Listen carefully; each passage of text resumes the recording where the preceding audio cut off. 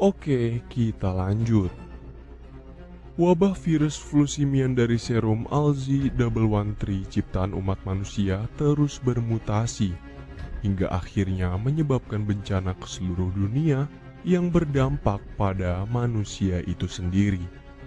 Selain merenggut nyawa, kini flu simian juga membuang sifat kemanusiaan pada penderitanya, menghilangkan kemampuan berbicara, hingga sebagian besar umat manusia telah musnah. Namun, berbeda dengan dampak yang didapat oleh kawanan kera, mereka justru tumbuh serta melahirkan keturunan dengan kecerdasan yang luar biasa. Berlatar 300 tahun setelah kematian Caesar pada film sebelumnya, kita diperkenalkan dengan seekor simpanse bernama Noah.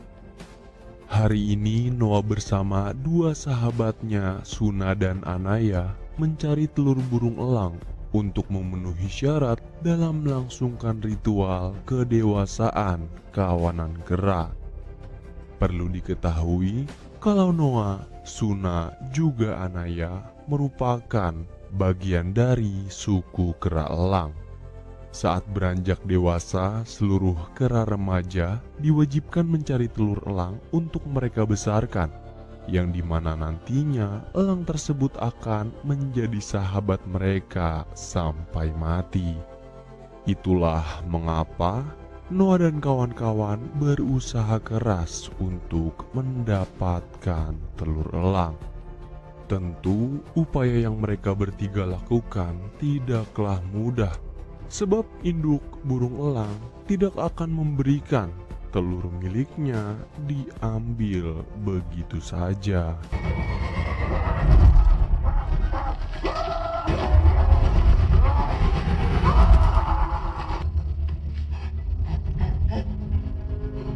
Saat akan kembali pulang, Noah tersadar kalau kain yang ada di atas kuda tunggangannya menghilang. Di waktu yang bersamaan itu juga, Noah, Suna, dan Anaya mendapati sosok misterius melintas di sekitar mereka.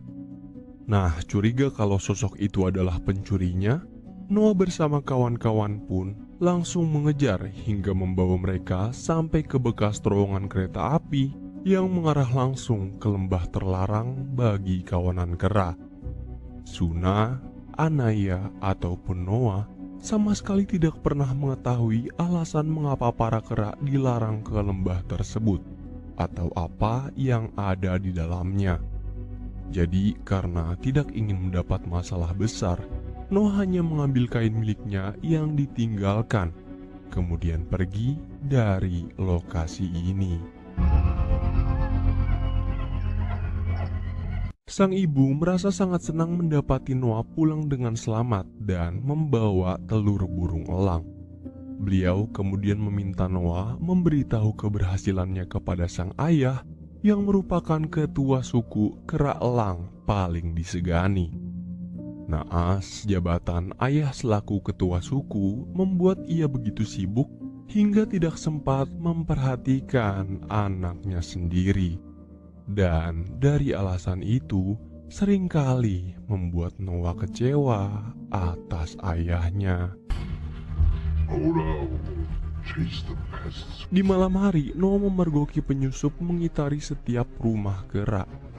Tidak tinggal diam, Noah kemudian mengejarnya, namun ia kehilangan jejak setelah si penyusup menghilang ke dalam hutan. Akibat pengejaran yang Noah lakukan, tidak sengaja membuat telur elang miliknya pecah. Suna dan Anaya yang mengetahui kabar buruk tersebut menyarankan Noah untuk mencarinya sebelum ritual kedewasaan besok pagi.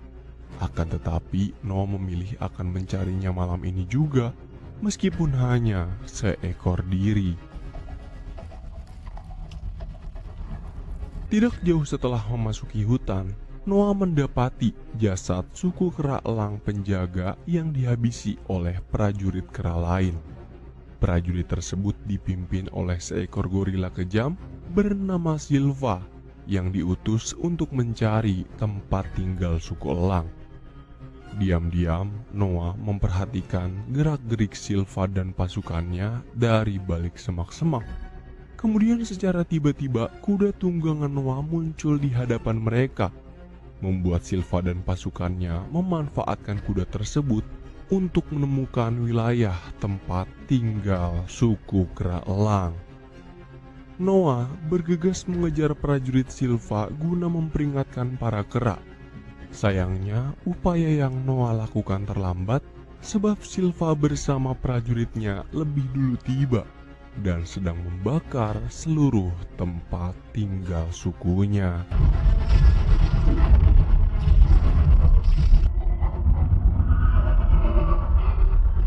Noah mendapati ibu, Suna dan anaknya sudah lebih dulu terperangkap oleh prajurit Silva. Mereka mengalihkan perhatian para prajurit dan meminta Noah untuk menyelamatkan ayah yang saat ini sedang dihajar habis-habisan oleh Silva. Noah berusaha mati-matian membantu beliau menghadapi Silva. Akan tetapi teknologi dari tongkat listrik yang Silva bawa membawa ia pada kemenangan mutlak hingga berhasil menghilangkan nyawa ayah. Silva memberi bahasa isyarat pada Noah kalau penyerangan yang ia dan prajuritnya lakukan saat ini mengatasnamakan mendiang Caesar.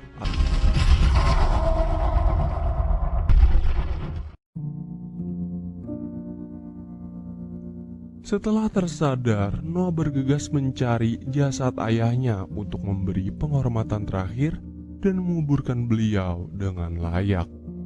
Noah kemudian mulai berkeliling untuk memastikan jasad ibu, Suna dan Anaya, namun ia tidak menemukannya. Kebenaran tersebut membuat Noah sadar kalau mereka bertiga telah dibawa hidup-hidup oleh Silva ke wilayahnya. Sambil membawa tongkat listrik Silva yang tertinggal, Noah mengikuti jejak kuda prajurit Silva sampai membawanya ke terowongan. Sesaat setelah berhasil memasuki wilayah lembah terlarang, Noah menemukan kain milik ibu terbuang. Hal tersebut sontak memberi semangat pada Noah demi bisa mencari keberadaan sang ibu dan menyelamatkan sukunya.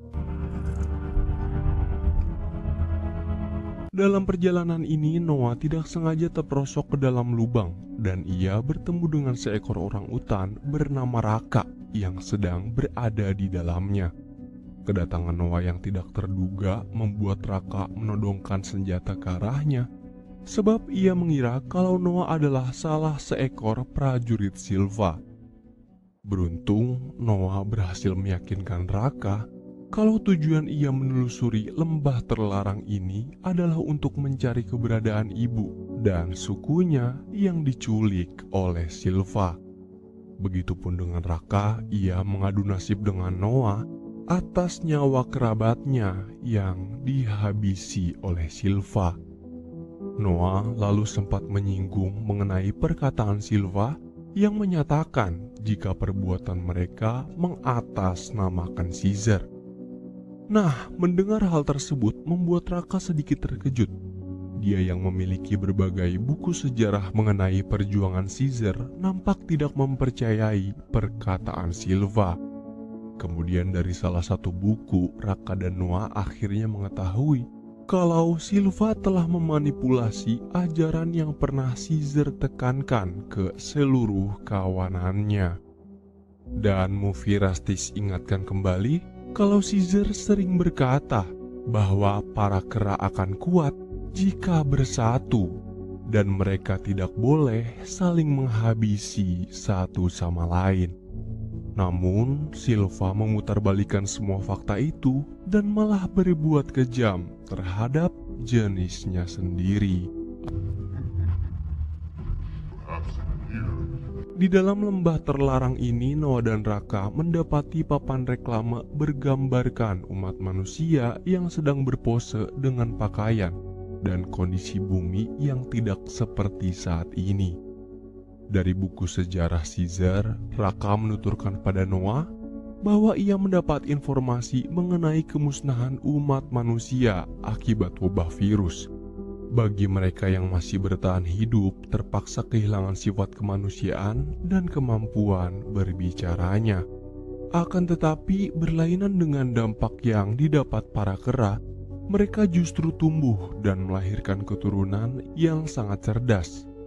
Itulah mengapa kawanan kera pada zaman ini mampu berbicara dan melakukan aktivitas cerdas lainnya.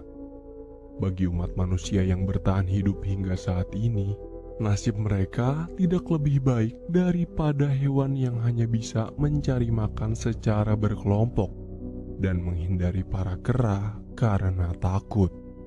Namun meski begitu, ajaran Caesar menegaskan kalau kera tidak boleh melukai manusia kalau bukan dengan alasan untuk melindungi kawanan kera. Malamnya Noah dan Raka mendapati seorang manusia bernama Mae memperhatikan mereka dari balik pohon. Raka kemudian memancing Mae keluar menggunakan beberapa makanan dan meminta Noah agar mau meminjamkan kain milik ibunya untuk menghangatkan tubuh Mae. Dari perilaku dan cara Mae bertindak, Raka mengetahui jika Mae masih memiliki sedikit kemampuan untuk berpikir.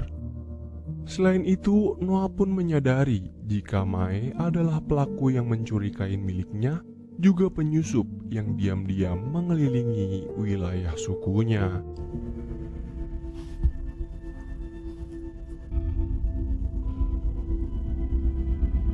Pagi ini Raka mengajak Noah untuk menjadi tim demi bisa menemukan keluarga, teman, serta suku kera elang yang diculik oleh Silva.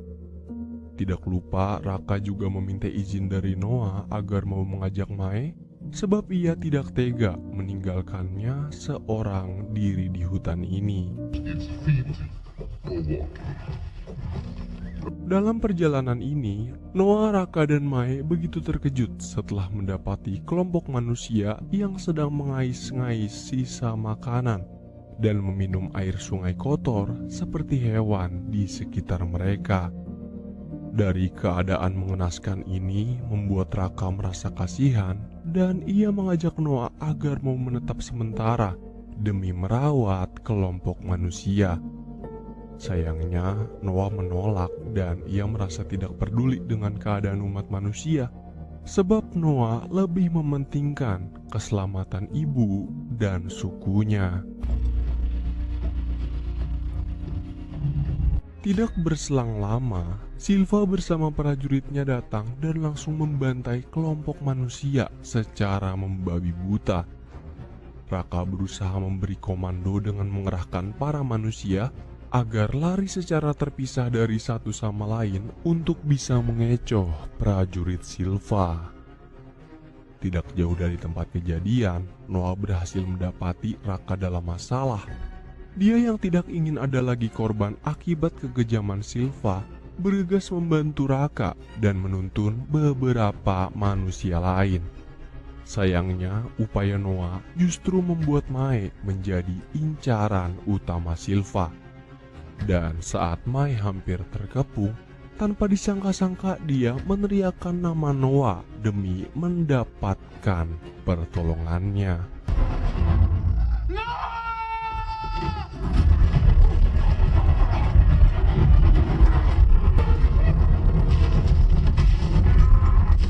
Kombinasi serangan Noah bersama Raka berhasil menyelamatkan Mae dan sebagian besar umat manusia.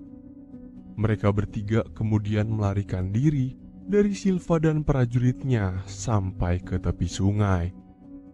Pada momen ini, Mae secara tiba-tiba mulai berbicara layaknya manusia normal dan mengaku bahwasannya masih ada umat manusia di luar sana yang akal dan sifat kemanusiaannya sudah kembali. Akan tetapi pembantaian dari Silva dan prajuritnya membuat jumlah mereka semakin sedikit. Oleh karena itu, demi bisa bertahan hidup di era saat ini, Mae pun terpaksa berpura-pura menjadi manusia tak berakal hingga mempertemukannya dengan Noah dan Raka yang sudah menyelamatkan nyawanya.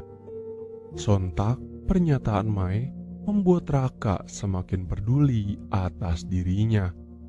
Raka kemudian sedikit membahas mengenai perjalanan terakhir Caesar bersama Nova, seorang anak manusia, demi membebaskan kawanannya dari kekejaman kolonel.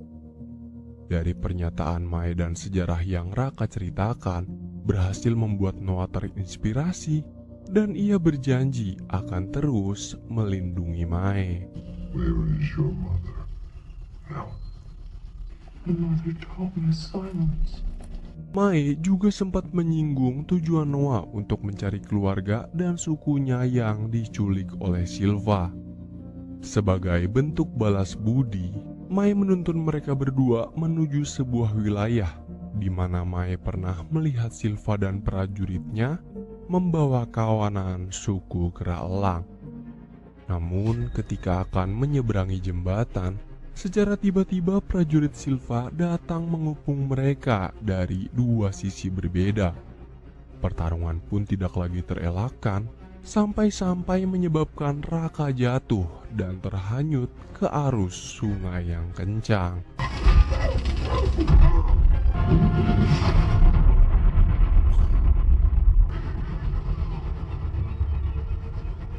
Prajurit Silva berhasil menangkap Noah dan Mai. Mereka dibawa ke wilayah sukunya yang berlokasi di pesisir pantai untuk dipertemukan dengan kera lain, termasuk suku Kera Elang. Kenyataannya, Silva sengaja menghabisi para pemimpin dari berbagai suku kera dan menahan kawanannya untuk ia jadikan sebagai budak dalam pembangunan wilayah Silva sendiri. Di tempat ini, Noah akhirnya bisa berjumpa dengan Suna. Ia juga memberitahu kalau nasib Anaya dipaksa menjadi selir raja wilayah ini, sementara ibu mengasuh anak-anak kera. Meskipun nasib malang menimpa sang ayah, namun beliau begitu bahagia setelah mendapati anaknya masih sehat walafiat. Sementara di satu sisi, Mai dibawa ke tempat berbeda, lalu bertemu dengan seorang manusia lain bernama Trevatan. Trevatan mengaku kalau dia berasal dari kelompok manusia berakal, dan keberadaannya di sini adalah hukuman atas dirinya yang sempat berusaha meloloskan diri. Selanjutnya, kita diperkenalkan dengan Proximus, seekor simpanse yang menjadi raja paling ditakuti di wilayah ini. Di hadapan seluruh kera, Proximus mengaku-ngaku bahwasannya dia merupakan reinkarnasi Caesar. Tujuan Proximus mengutus Silva beserta para prajuritnya menculik seluruh kera adalah untuk menyatukan mereka semua seperti yang pernah Caesar lakukan 300 tahun lalu. Proximus mengutip kalimat penyemangat Caesar yang berkata bahwa kera akan menjadi sangat kuat jika bersatu. Naas, perlakuan Proximus sama sekali tidak mencerminkan sifat Caesar. Kera dari berbagai suku yang menjadi korban dari penculikan ini malah menganggapnya sebagai kera jahat yang ingin memperbudak mereka. Proximus kemudian meminta para kera membuka sebuah gerbang raksasa yang menjadi pembatas wilayahnya.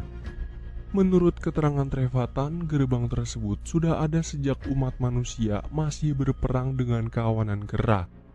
Senjata, teknologi, sampai peralatan modern milik umat manusia yang ada di balik gerbang raksasa membuat Proximus begitu ingin mendapatkannya. Sayangnya, kekuatan dan beberapa teknologi kera saat ini tidak cukup mampu untuk membuka atau merobohkan gerbang raksasa.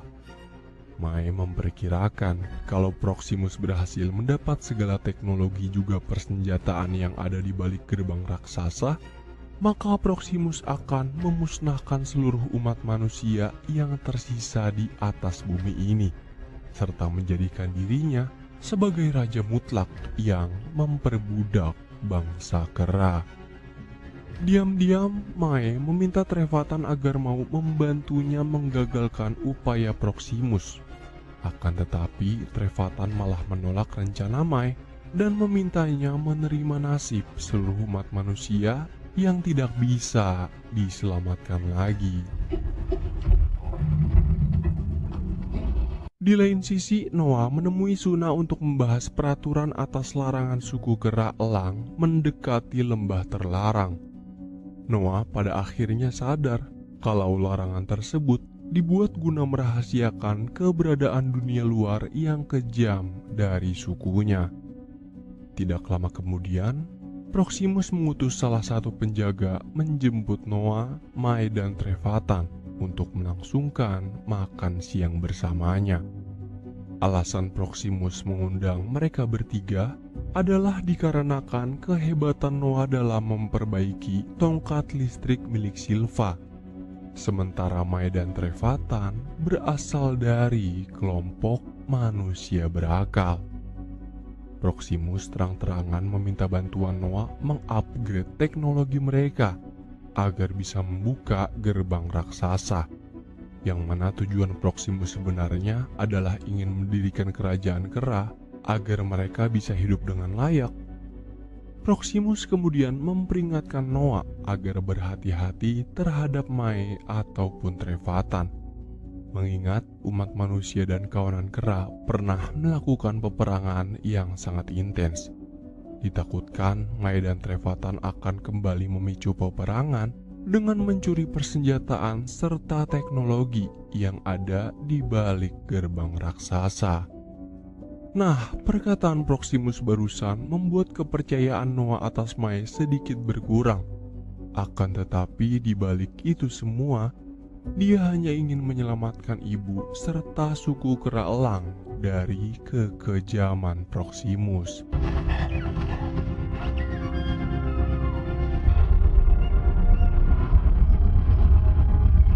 Demi meyakinkan dirinya sendiri, malam ini Noah diam-diam menemui Mae lalu melontarkan beberapa pertanyaan mengenai kebenaran tentang keberadaan dirinya dan umat manusia yang sudah mendapatkan kembali akal mereka.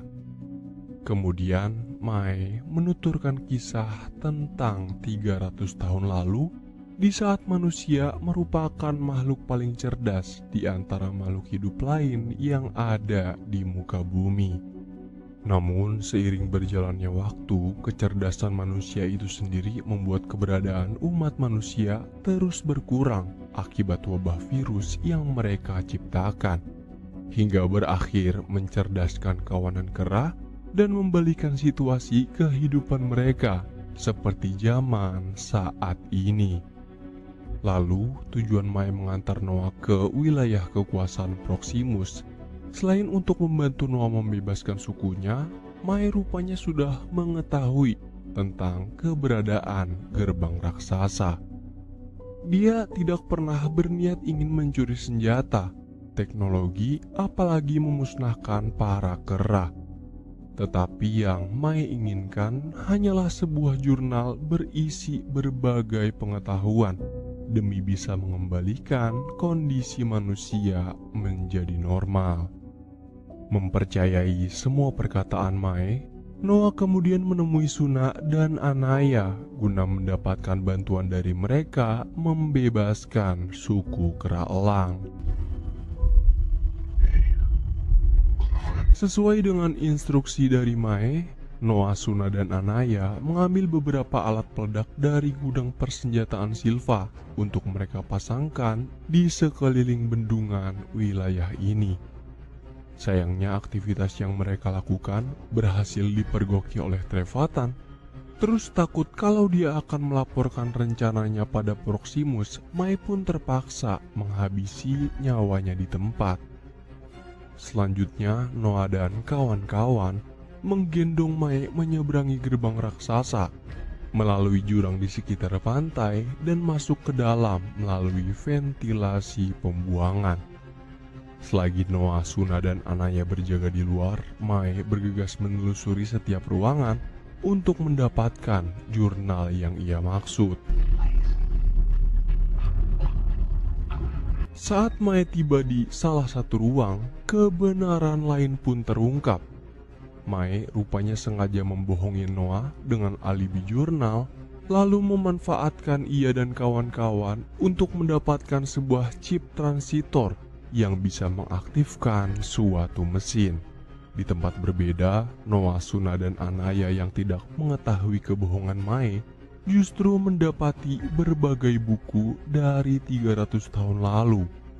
Kemudian dari salah satu buku, mereka bertiga melihat gambaran nasib para kera yang kala itu hanyalah hewan liar untuk menjadi pameran di kebun binatang. Tidak lama kemudian, Mae mengajak Noah dan kawan-kawan agar segera meninggalkan tempat ini. Namun sayangnya, keberadaan mereka berhasil diketahui oleh Proximus dan seluruh prajuritnya yang sudah lebih dulu menunggu mereka di sisi luar gerbang. Proximus menyalahkan Noah karena ia sudah berpihak pada manusia. Kemudian saat Proximus akan memenjarakan Noah, Suna, dan Anaya, Mae menembak salah satu prajurit. Sontak, tragedi ini membuat seluruh kera terdiam kaget. Mae lalu memanfaatkan situasi ini untuk bisa meloloskan diri dari Proximus dan mengaktifkan peledak di sekitar bendungan hingga membanjiri seluruh wilayah.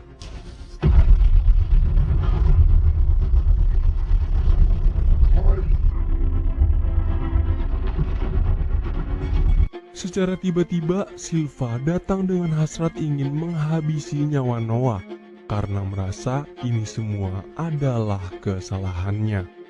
Beruntung karena kelincahan, kecerdasan, dan analisa akurat Noah berhasil membuat Silva harus terjebak di antara pipa besi sampai air laut menenggelamkan Silva beserta seluruh prajuritnya.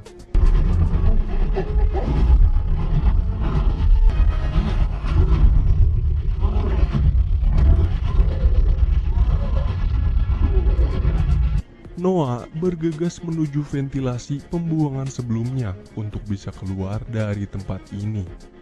Setibanya di luar, Noah merasa bersyukur sebab ia mendapati ibu, kawan-kawan bersama suku kera elang selamat dari banjir. Tetapi dia masih harus menghadapi kemurkaan Proximus yang menganggapnya sebagai pengkhianat atas sukunya sendiri. Proximus berhasil melayangkan beberapa pukulan ke wajah Noah hingga ia tersungkur tak berdaya. Kemudian di saat Noah hampir putus asa, dia menyadari kalau elang peliharaan sukunya masih setia menemani mereka dari udara. Seketika itu juga, Noah mengingat irama yang mendiang ayah gunakan untuk mengendalikan burung elang. Noah pun mulai melantunkan irama yang sama, diikuti oleh seluruh sukunya untuk memerintah elang agar mereka menyerang Proximus. Nah, atas perintah majikan mereka, ratusan elang terus menyerang Proximus dari berbagai arah sampai menjatuhkannya ke lautan.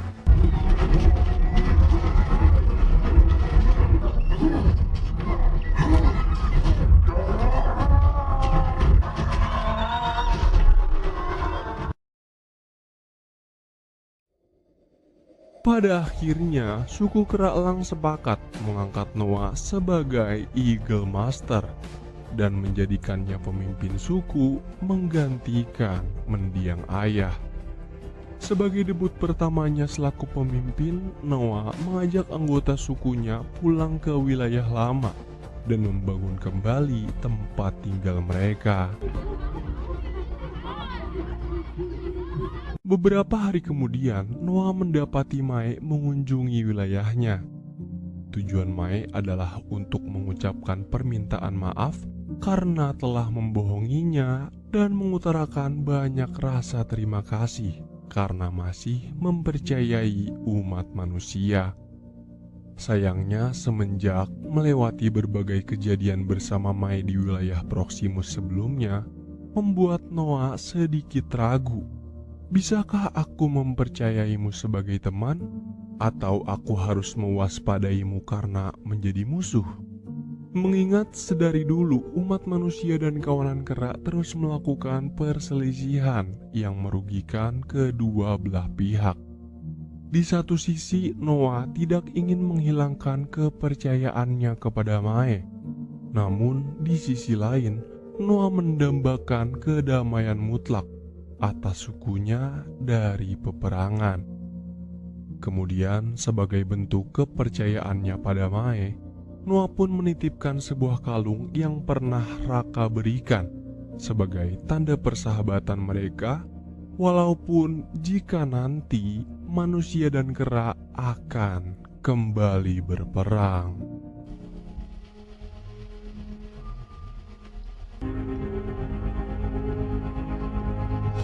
Demi menjaga sukunya tetap aman, Noah terus melatih kemampuan dalam diri agar bisa menjadi lebih kuat. Dalam pelatihannya, tidak diduga-duga, Noah menemukan bangkai teleskop terbengkalai yang sudah terlapis tumbuhan liar. Tetapi untuk saat ini, Noah akan menyembunyikan temuan tersebut dan akan menggunakannya di waktu yang tepat. Sedangkan Mae, dia melakukan perjalanan panjang hingga berhasil tiba di bangunan fasilitas peluncuran satelit yang menjadi tempat perlindungan utama kelompok manusia normal. Tujuan Mae adalah menyerahkan chip transistor sebagai komponen utama yang digunakan untuk mengaktifkan satelit dan melakukan komunikasi pada kelompok manusia normal yang masih selamat di beberapa belahan bumi lain. Akankah peperangan mereka terus berlanjut, atau manusia dan kera